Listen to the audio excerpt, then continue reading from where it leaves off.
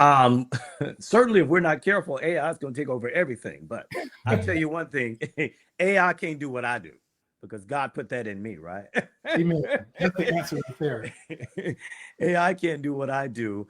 However, I think it is an extremely valuable tool, particularly when it comes to studio work. You know, I've never really worked on the producing side of things. I've had a producer. I vocally produce my own stuff, but as far as the instrumental and things like that, with when it comes to my records, I'm sure AI is going to make that job quite easy.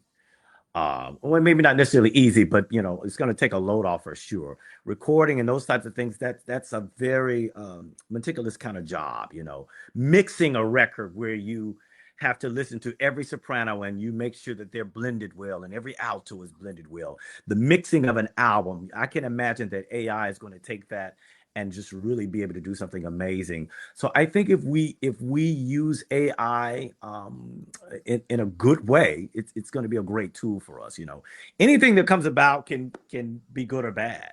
It just depends on how you use it and how you use it for you.